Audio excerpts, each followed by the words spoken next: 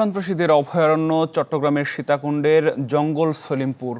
সক্রিয় সন্ত্রাসী গ্রুপগুলো সরাসরি মদদ পাচ্ছে বড় দলগুলোর স্থানীয় নেতাদের। 2 দশকে ব্যর্থ হয়েছে প্রশাসন ও আইনশৃঙ্খলা বাহিনীর অন্তত 10টি অভিযান। অভিযোগ আছে দেশের ভেতরে নিষিদ্ধ রাজ্য হিসেবে পরিচিত এই জনপদের অবৈধ বসতিতে পানি বিদ্যুৎ জুগিয়ে যাচ্ছে বিভিন্ন সরকারি দপ্তর।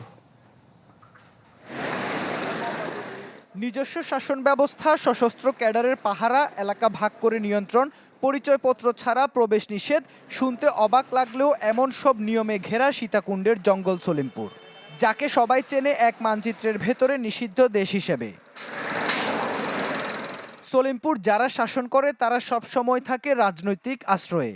যেমন সন্ত্রাসী গ্রুপগুলো গত 17 বছর আওয়ামী লীগের ছায়া থাকলেও এখন মদত পাচ্ছে বিএনপি ও জামাত নেতাদের, যার মূল পুঁজি প্লট বাণিজ্য, অস্ত্র ব্যবসা, আধিপত্য বিস্তার।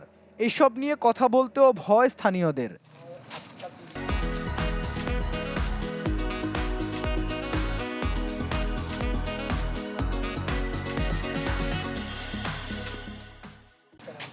সোমবার র্যাবের 4 সদস্যকে ধরে নিয়ে যেখানে নির্যাতন এবং ডিএডি মোতালেব হোসেনকে হত্যা করা হয় সেটি ছিল বিএনপির কার্যালয়। স্থানীয়দের তথ্য, গত কয়েকদিন ধরে রোকন ও ইয়াসিন গ্রুপের মধ্যে চলা উত্তেজনার জেরে র্যাব সদস্যদের ওপর নৃশংস এই হামলা হয়, যা করা হয় মাইকে ঘোষণা দিয়ে। প্রায় 200 পরিবার যারা মাথা উঁচু করা বা যারা আগে নেতৃত্ব দিয়েছে, যারা এখন নেতৃত্ব দেওয়ার যে উপযোগী, তাদেরকে অনেক দেখে বের করে দিচ্ছে।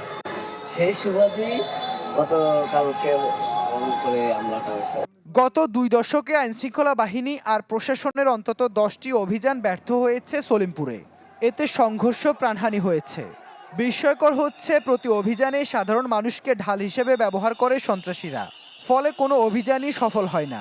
সন্ত্রাস যদি রাজনৈতিক পৃষ্ঠপোষকতা না পায় তাহলে সেটা কখনো সাস্টেইন করে না, টিকে থাকতে পারে না। এই ধরনের সন্ত্রাসী কর্মকাণ্ডকে যদি কঠোর হস্তে দমন করা না হয় তাহলে অন্যান্য অঞ্চলে যারা সন্ত্রাসী আছে তারাও কিন্তু সন্ত্রাসে লিপ্ত হওয়ার জন্য উৎসাহিত হবে। আইনশৃঙ্খলা বাহিনীও মানছে, সমন্বিত এবং সর্বাত্মক অভিযান না হলে সলিমপুর সন্ত্রাসী মুক্ত করা কঠিন। পাশাপাশি এখানে বসতি ঠেকাতেও নিতে হবে সমন্বিত ব্যবস্থা, কেননা টাকা আর ক্ষমতার জোরে সেখানে অবৈধ বসতিতে অবাধে ব্যবহার হচ্ছে পানি, বিদ্যুৎ। বন বিভাগ, ওখানে পাহাড় আছে, সেখানে খাস জমি আছে, বিদ্যুৎ বিভাগ আছে, তারপরে ওখানে কয়েকটা সমিতিও আছে। আমার মনে হয় যে প্রত্যেক অবস্থান থেকে যদি পদক্ষেপ গ্রহণ করে এবং সমন্বিত প্রচেষ্টার মাধ্যমে আমরা এগিয়ে যাই, তাহলে আমার মনে হয় সমস্যাটা সমাধান করা সম্ভব।